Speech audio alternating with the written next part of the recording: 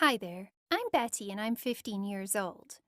Last year, I developed a bit of an obsession for something that kind of took over my life, and, to put it bluntly, pretty much became my life.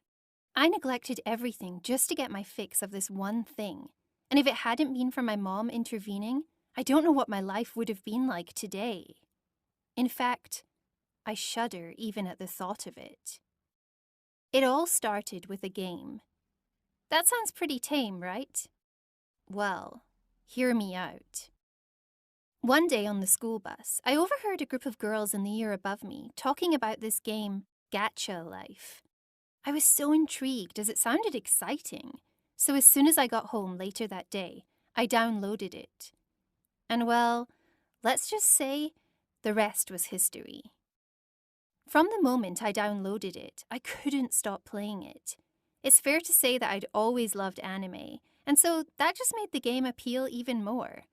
Being able to create my own characters and dress them up in cute outfits with wacky hairstyles, I just loved it.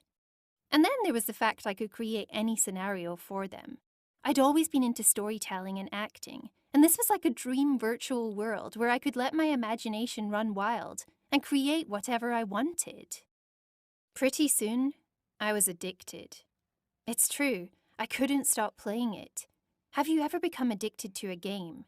That thrill and anticipation of opening the app and waiting for the game to load. I couldn't get enough of it. I'd always been quite sociable, spending my weekends hanging out with friends and helping my mom in the garden, but now literally all I wanted to do was play Gacha Life. At first, no one really noticed, but one night I got so carried away playing that the next moment I realized the sun was rising and I'd played right through the night. I hadn't slept a wink, and at breakfast I fell asleep on my plate of toast. That's when my mom started to worry, and then that day at school things got worse. I'd completely forgotten that we had a math test. I was so tired I could barely focus, so of course I ended up failing. And then I failed the next test, and the test after that too. All I did was eat, sleep, go to school, and play Gacha Life. And then after a few weeks, if my mom hadn't called me down to dinner, I'd probably not have even eaten. I just couldn't think about anything else, except the world I'd created inside the game. At the time, I couldn't see it, but I had in fact started to mix up reality with the game. I started to dress like my favorite character I'd made in the game, even wearing the same pink blusher on my cheeks and wearing my hair in pigtails. I think I actually believed I was this character. I'm aware of how delusional that sounds now, but at the time it was totally normal to me. When my friends asked me why I was so busy at weekends now, I told them I had a boyfriend and that I was usually hanging out with him. The problem was, I didn't have a boyfriend, not even remotely. It was my character in the game that had a boyfriend. But I'd mixed up my idea of reality, and I seriously believed that the boy in the game was my boyfriend. My friends were dying to meet him and asked me so many questions about him.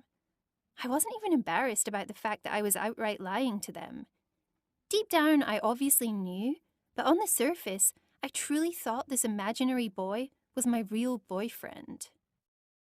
I was lying in bed playing the game one night when all of a sudden my mom came storming into my room and asked me to hand over my phone. When I wouldn't, she threatened to cut off my allowance and ground me if I didn't give it to her immediately. She said my friend's mom had called her, inquiring about my boyfriend and asking why I wasn't hanging out with my friends anymore. So now my mom wanted to see my phone to find out who this boyfriend was. She came over to my bed and grabbed it out of my hand, and then she saw what was on the screen. My imaginary characters kissing. And then she looked at me. My bloodshot eyes and unkempt hair, and she told me that if I didn't sort myself out, she'd take me to see a psychologist, because clearly, according to her, I had a problem. I stayed up so late playing that night that I overslept the next morning, and that's when my mom called it quits. She took me straight to a psychologist that afternoon, even though I protested the whole way there. The psychologist asked me why I seemed so attached to my phone. Then I told him everything. That it wasn't my phone I was attached to. It was this game, Gacha Life. I had been so reluctant to see a psychologist, but actually he really helped me. He made me realize that it's okay to play games like Gacha Life.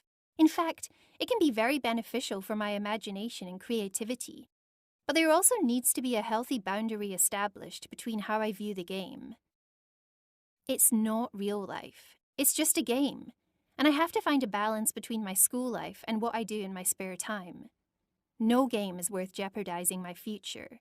And after that first session with the psychologist, I realized I need to live my life in the real world and not escape into the game all the time. I do still play Gacha Life sometimes because it is fun, but it's now a healthy hobby as opposed to an addictive one. I'm so grateful my mom helped me when she did. Otherwise, who knows what level of obsession I might have taken it to.